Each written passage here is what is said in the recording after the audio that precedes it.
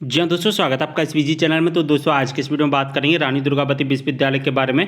तो जो भी रानी दुर्गावती विश्वविद्यालय के स्टूडेंट हैं, आपके नामांकन फॉर्म एनरोलमेंट फॉर्म भरना शुरू कर दिए गए हैं 2022-23 सेशन के। अगर आपने दोस्तों 2022-23 सेशन में एडमिशन लिया है, फर्स्ट ईयर में लिया हो चाहे आपने फर्स्ट सेमेस्टर में लिया हो, आपके जो नामांकन फॉर्म है वो भरना शुरू कर दिए गए हैं। आपने किसी भी कोर्स में एडमिशन लिया हो, आपके नामांकन फॉर्म भरना शुरू कर दिए गए हैं। नामांकन फॉर्म हमें कैसे भरना है, पूरी जानकारी को देखेंगे वीडियो के माध्यम से। वीडियो को शेयर कर देना है सभी के साथ में। कोई भी डाउट हो कमेंट करें, इंस्टाग्राम पर भी फॉलो कर लेना, लिंक आपको डिस्क्रिप्शन बॉक्स में मिल जाएगा। चलिए स्टार्ट करते हैं वीडियो को। तो दोस्तों सबसे पहले आपको गूगल पर आना है। गूगल पर आकर सर्च करना है RDBB MP online. First number पर लिंक आ जाएगा, इस पर आपको क्लिक कर देना है। जैसे ही आप इस पर क्लिक करेंगे आपके सामने एक नया विंडो ओपन हो जाएगा। उसमें आपको क्या दिखाई देगा, नामांकन फॉर्म की लिंक दिखाई देंगी। उनमें से आपको एक लिंक का यूज करना है। कौन सी लिंक है वो हम देखेंगे। तो जैसा कि देख पा रहे हैं, हम इसकी ऑफिशियल वेबसाइट पर विजिट कर चुके हैं। यहाँ पर आपको दिखाई देगा अवेलेबल सर्विसेज। इस अवेलेबल सर्विसेज में थोड़ा स्क्रॉल डाउन करोगे तो यहाँ पर आपको दिखाई देगा एक लिंक जिसका नाम है दोस्तों एनरोलमेंट फॉर्म रेगुलर मई 2022। तो मई 2022 सेशन के यहाँ पर स्टार्ट हो गए हैं, यानी कि 2022-23 सेशन के। तो नामांकन फॉर्म है यहाँ पर स्टार्ट कर दिए गए हैं। अब नामांकन फॉर्म दोस्तों यहाँ पर किस तरह से अप्लाई करना है, किन स्टूडेंट को कौन सी लिंक का यूज करना है, क्योंकि यहाँ पर बहुत सारी लिंक दी गई हैं। अब कौन सी स्टूडेंट को कौन सी लिंक का यूज करना है वो मैं आपको बताऊँगा वीडियो के माध्यम से। देखिए दोस्तों, यहाँ पर अगर आपने NCT कोर्स में एडमिशन लिया है, BA BEd BSc BEd जैसे कोर्सेज में एडमिशन लिया है, तो आपको यहाँ पर अप्लाई का बटन दिखाई देगा। इस अप्लाई वाले बटन पर क्लिक करना होगा। अगर दोस्तों आपने लिया है MBA MCA में एडमिशन, तो यहाँ पर अप्लाई वाला बटन दिखाई देगा। इस अप्लाई वाले बटन पर आपको क्लिक करना होगा।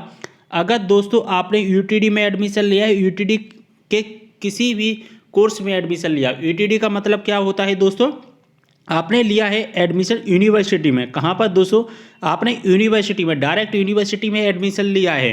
ठीक है, जो यूनिवर्सिटी से संबंधित जो कॉलेजेस होते हैं उन कॉलेज में एडमिशन ना लेकर के डायरेक्ट आपने यूनिवर्सिटी में एडमिशन लिया है। यूनिवर्सिटी के किसी भी कोर्स में लिया हो, जैसे BA BCom BSc या MA MCom MSc जैसे किसी भी कोर्स में आपने एडमिशन लिया हो, तो वहाँ पर आपको फॉर्म अप्लाई करने के लिए ये वाली लिंक का यूज करना है। यहाँ पर अप्लाई वाला आपको बटन दिखाई देगा, इस अप्लाई वाले बटन पर आपको क्लिक कर देना है।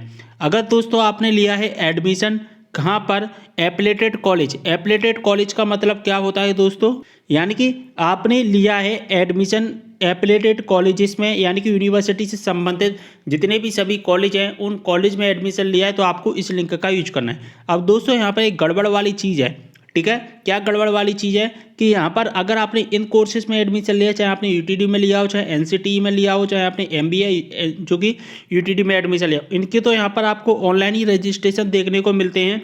2021-22 सेशन में भी यहाँ पर ऑनलाइन ही रजिस्ट्रेशन हुए थे।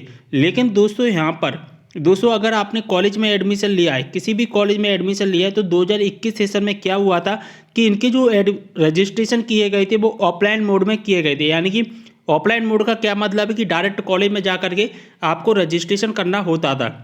अब दोस्तों यहाँ पर जो लिंक है वो एक्टिवेट की गई है ऑनलाइन लिंक एक्टिवेट की गई है। तो यहाँ पर कुछ स्टूडेंट के ऑनलाइन रजिस्ट्रेशन हो रहे हैं, कुछ के नहीं हो पा रहे हैं। तो दोस्तों अगर आपने कॉलेज में एडमिशन लिया है और कॉलेज में जिन स्टूडेंट ने एडमिशन लिया, अगर आपका इस लिंक से रजिस्ट्रेशन हो रहा है तो ठीक है। अगर आप इस लिंक से अपना रजिस्ट्रेशन नहीं कर पा रहे हैं, तो फिर आपको अपने कॉलेज में जाकर के, जिस कॉलेज में एडमिशन लिया है उस कॉलेज में जाकर के आपको अपना रजिस्ट्रेशन करवा लेना होगा। ठीक है, आपको अपना रजिस्ट्रेशन करवा लेना होगा कॉलेज में जाकर।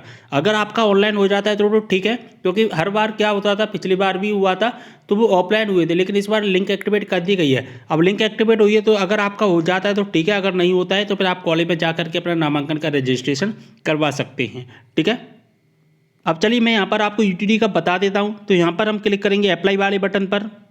अब इसके बाद में हमारे सामने इस तरह का इंटरफेस आ जाएगा। यहाँ पर आपको दिखाई देगा स्टूडेंट टाइप में सबसे पहले आपको न्यू स्टूडेंट पर क्लिक कर देना है।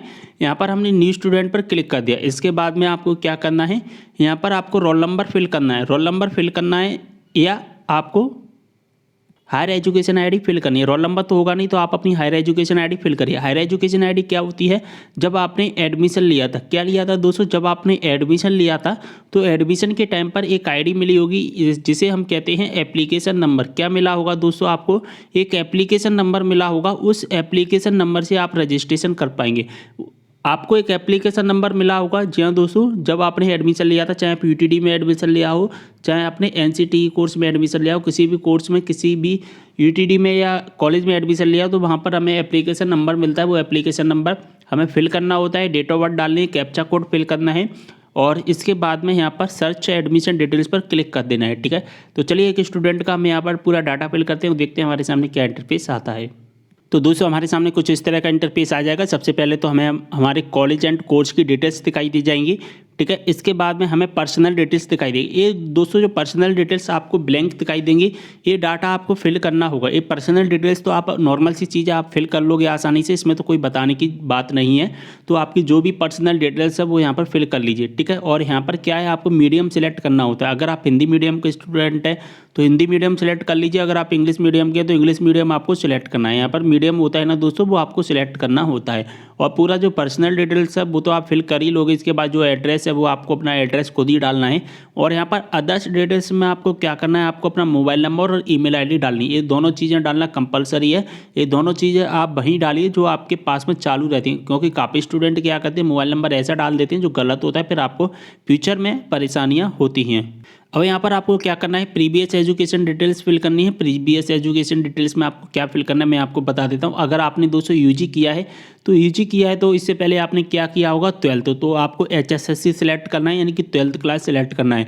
अब दोस्तों 12th में आपने किस तरह से किया है वो आप पूरा डाटा फिल कर लेना अपना। अगर दोस्तों आपने किया है यहाँ पर आपको पीजी में एडमिशन लेना है, तो अगर आपको पीजी में एडमिशन लेना है तो इससे पहले आपने क्या किया होगा, सिंपल सा बात है दोस्तों, यूजी किया होगा, यानी कि अंडर ग्रेजुएट किया होगा।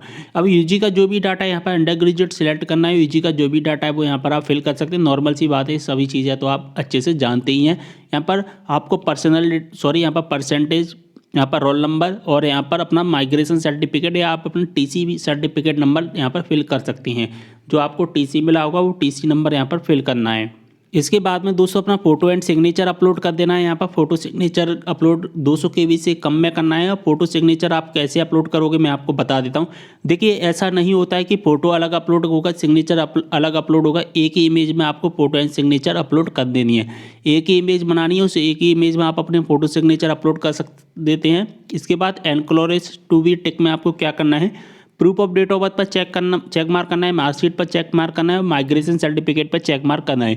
एलिजिबिलिटी सर्टिफिकेट को छोड़ सकते हैं। एलिजिबिलिटी सर्टिफिकेट उन स्टूडेंट के लिए जो अदर स्टेट के हैं, जिन्होंने सीबीएसई से किया है, सीबीएसई से 12th क्लास किया है, या 200 अदर स्टेट के, उनके लिए ये ज़्यादा कंपलसरी रहता है। आप इसे छोड़ भी सकते हैं, अगर आप टिक करना चाहते हैं तो कर सकते हैं, इससे कोई प्रॉब्लम नहीं होगी। गैप सर्टिफिकेट आपको छोड़ देना है। अगर आपने गैप किया है, जैसा 12th किया है 2020 में और अब दोस्तों 2022 में आपको क्या करना है, यूजी करना है, तो फिर एक गैप हो गया तो गैप सर्टिफिकेट यहाँ पर आपको तहसील से बनवाना होता है। ठीक है, तो तहसील से बनवा करके गैप सर्टिफिकेट यहाँ पर लगवाना होगा। इसके बाद ट्रांसफर सर्टिफिकेट पर चेक मार्क कर देना है।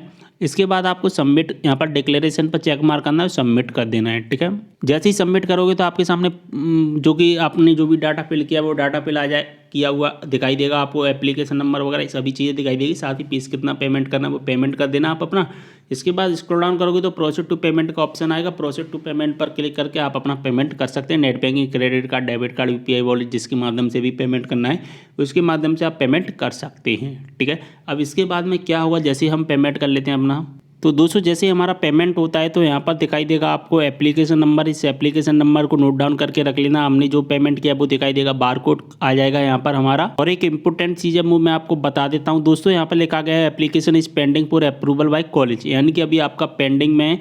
पेंडिंग का मतलब है कि इसका प्रिंट आउट निकालना है। जी हाँ दोस्तों, इसका प्रिंट आउट निकालना है और प्रिंट आउट निकाल करके आपको अपने कॉलेज में जा करके सबमिट करना है। इस प्रिंट आउट को निकालना है, प्लस आपके जितने भी समझ डॉक्यूमेंट है वो डॉक्यूमेंट भी ले जाकर आपको अपने कॉलेज में जमा कर देना है।